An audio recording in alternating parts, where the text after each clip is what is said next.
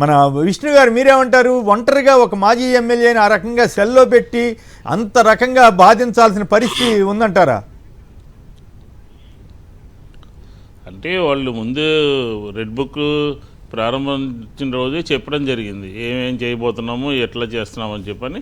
దానికి తగ్గట్టుగానే పోలీసు యంత్రాంగం, పోలీసుల్లో ఒక బాస్ నడిపిస్తున్నారు మొత్తం అంతా కూడా. ఎట్లా చేయాలి, ఏ మూమెంట్లు చేయాలి, ఎలా అరెస్ట్ చేయాలి, ఎవరెవరిని అరెస్ట్ చేయాలి అని చెప్పని వెనకాలంతా కూడా ఒక కాన్స్పిరసీ జరుగుతుంది.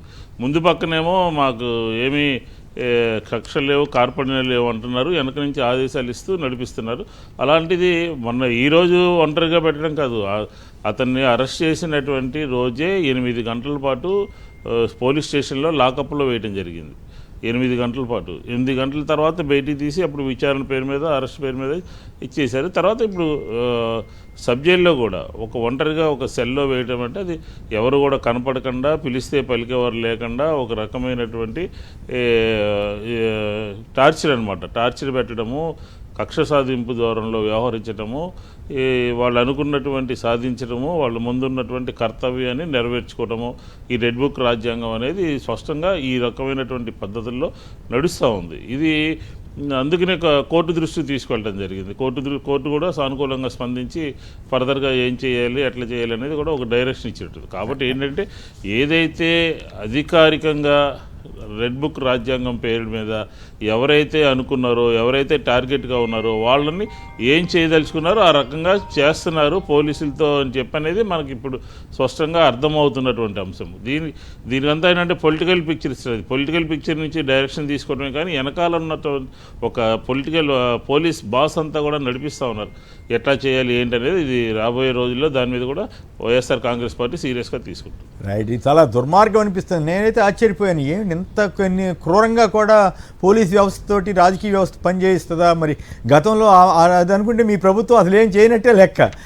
ఇది ఎవరినైనా అరెస్ట్ చేసినా వెంటనే వాళ్ళకి 41A నోటీస్ ఇచ్చి వదిలేయండి అని చెప్పడం, లేకపోతే రిమాండ్లోకి పంపించకుండా పంపించేయటం, ఇవన్నీ జరిగింది. ఇప్పుడేమో విచిత్రంగా ఎవరిని పడి అందరూ అసలు జైలుకి తప్ప ఇంకొక మార్గమే లేని పరిస్థితి వచ్చింది. అందుకని పైగా జైల్లో పెట్టిన తర్వాత కూడా ఈ రకంగా హెరాస్ చేయడం. ఇక్కడ ఒక విషయం మీకు నోటీస్ తీసుకురావాలి. వైఎస్ఆర్ కాంగ్రెస్ పార్టీ ప్రభుత్వము ఎక్కడా కూడా అన్యాయంగా కూడా రాజకీయంగా ఎవరినైనా సరే అరెస్ట్ చేయాలి అని చెప్పి అరెస్ట్ చేసినటువంటి సందర్భం లేదు. ఎవరైనా సరే ఆ శాఖలో అవినీతి జరిగితేనో, ఆ శాఖలో ఆరోపణలు వస్తేనో, ఆ శాఖలో లోపాలు ఉంటేనో వాళ్ళ కంప్లైంట్ల ఆధారంగానే ఫర్దర్ యాక్షన్ తీసుకోవడం జరిగింది తప్ప ఇట్లా వరుస పెట్టి రాజకీయ ప్రత్యర్థుల్ని, రాజకీయంగా ప్రతిపక్షంలో ఉండి విమర్శించినటువంటి వాళ్ళనో లేకపోతే వీళ్ళనో అరెస్ట్ చేసినటువంటి సందర్భం చాలా తక్కువ. మేము అధికార దుర్వినియోగం ఎక్కడ పాల్పడాలి. ఒక శాఖలో ఉండి ఆ శాఖ పూర్తిగా అవినీతి అయిపోయి ఆధారాలతో సహా దొరికినటువంటి సందర్భంలోనే కొంతమంది మీద యాక్షన్ తీసుకోవడం జరిగింది. కానీ ఈరోజు అలా కాదు కదా.